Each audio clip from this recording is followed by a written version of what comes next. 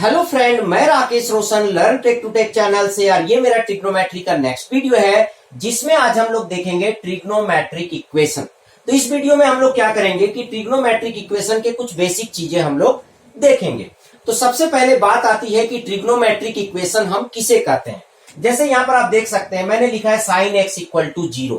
तो यहाँ पर नॉर्मल वेरिएबल की जगह क्या है, वेरिएबल के साथ आपका ट्रिग्नोमेट्रिक फंक्शन है, तो इसे हम क्या बोलेंगे, ट्रिग्नोमेट्रिक इक्वेशन। उसी तरह यहां पर आप देख सकते हैं साइन एक्स इक्वल टू -√3/2 लिखा हुआ है, तो ये भी अपने आप में एक ट्रिग्नोमेट्रिक इक्वेशन है। साइन एक्स के साथ ऐसे भी हो सकता है, sine x plus cos x equal to something हो सकता है। तो इस तरह के इक्वेशन को हम ट्रिग्नोमेट्रिक इक्वेशन बोलेंगे। पर यहां पर कुछ फॉर्मूला हमें जानना पड़ेगा अगर हमें ट्रिग्नोमेट्रिक इक्वेशन को सॉल्व करना है, क्योंकि इस तरह के क्वेश्चन आएंगे आपके, जैसे साइन एक्स इक्वल टू -√3/2।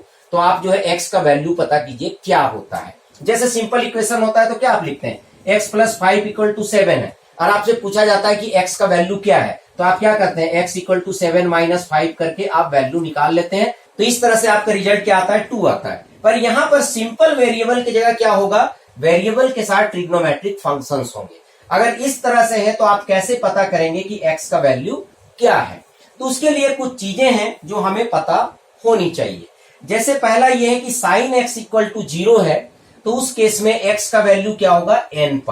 और यहां पर n जहां पर भी है वो क्या है, इंटेजर है। इसका मतलब साइन पाई का भी वैल्यू 0 होगा, साइन 2π का भी वैल्यू 0 होगा, साइन 3π का भी वैल्यू 0 होगा।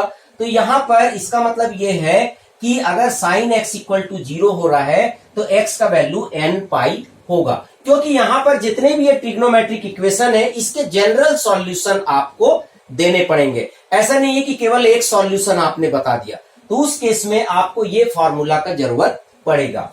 उसी तरह अगर cos x इक्वल टू 0 है तो उस केस में x इक्वल टू क्या होगा, 2n + 1 π/2 होगा।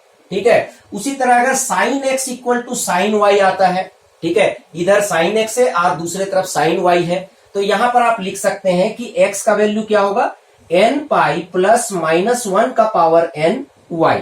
इसका डिराइवेशन आराम से आपको एनसीईआरटी के बुक में मिल जाएगा, और इसका डिराइवेशन भी बड़ा सिंपल है। आपको बस क्या करना है, साइन y को इधर लाना है, साइन x - साइन y हो जाएगा। फिर इससे पहले जो मैंने आपको फॉर्मूला बताया था ट्रिग्नोमेट्रिक फंक्शन में, वो अप्लाई करके आप आराम से x का वैल्यू निकाल सकते हैं। उसी तरह cos x equal to cos y अगर होता है तो उस केस में x इक्वल टू हो जाएगा 2n π + -y। तो ये जो है x का वैल्यू होगा अगर cos x equal to cos y आता है।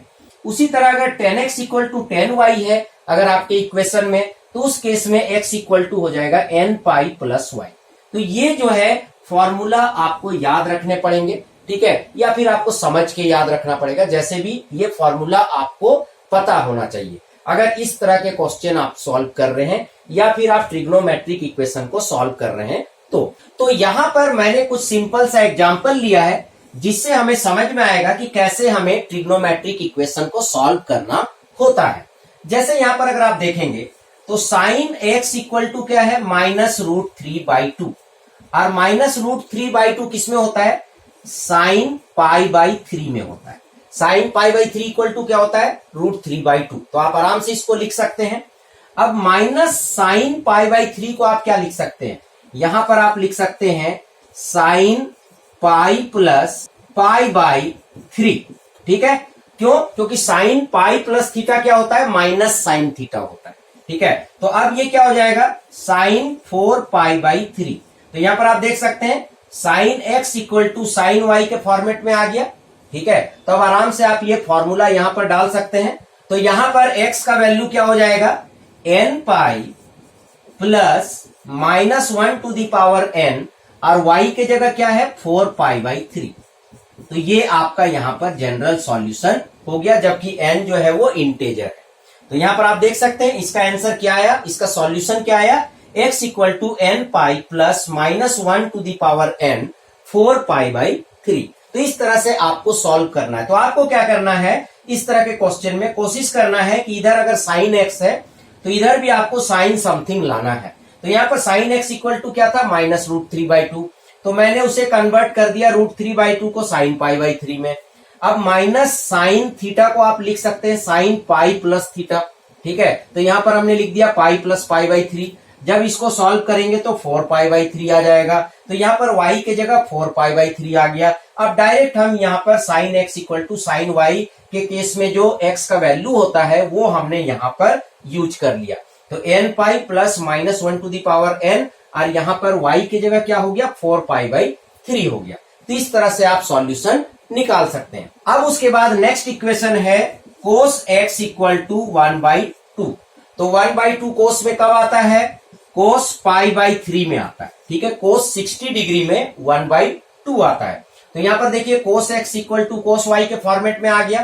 तो यहां पर सिंपली अब आपको लिखना है x equal to 2n pi plus minus pi by 3, क्योंकि यहां पर y के जगह क्या है, यहां पर पाई बाई 3 है। तो आपका डायरेक्ट आंसर हो गया x equal to 2n pi plus minus pi by 3। तो इस तरह से इन फॉर्मूला का आप डायरेक्टली यहां पर यूज कर सकते हैं। उसके बाद नेक्स्ट इक्वेशन है 10x इक्वल टू √3। तो यहां पर 10 में √3 कब आता है, 10 पाई बाई 3 में आता है। 10 60 डिग्री इक्वल टू क्या होता है, √3 होता है। तो यहां पर देखिए अगर आपका equation 10x equal to 10y है तो इसका सॉल्यूशन क्या होगा, x equal to n pi plus y। तो यहां पर क्या हो जाएगा, x equal to n pi plus pi by 3। तो यहां पर देखिए क्या किया मैंने, केवल y की जगह पाई बाई 3 को पुट कर दिया, और यहाँ जो n है वो आपका इंटेजर है। तो इस तरह से आपने देखा, हालांकि ये क्वेश्चन काफी सिंपल थे, जस्ट मैं आपको एक्सप्लेन करना चाह रहा था कि ये जो सॉल्यूशंस आपको दिए गए हैं, ये जो जनरल सॉल्यूशंस है, इनको कैसे आप अपने क्वेश्चन में यूज करेंगे। हालांकि इतना इजी क्वेश्चन जल्दी नहीं आता है कॉम्पिटिटिव एग्जाम में, पर फिर भी जैसा कि आपको पता है कंसेप्ट तो हमें पता होना चाहिए। उसके बाद अब क्या करेंगे, इसके नेक्स्ट वीडियो में ट्रिग्नोमेट्रिक इक्वेशन से ही रिलेटेड कुछ और क्वेश्चन देखेंगे। तो चलिए फ्रेंड, आई होप कि आपको वीडियो अच्छा लगा होगा। अच्छा लगा तो लाइक करें, शेयर करें, कमेंट करें, और अगर अभी तक आपने मेरे चैनल को सब्सक्राइब नहीं कर रखा है तो सब्सक्राइब कर ले, और बगल में जो बेल है जरूर क्लिक करें, जिससे मेरे जितने भी नए वीडियोस हैं उनका नोटिफिकेशन आपको मिलता रहे। Thank you and good bye.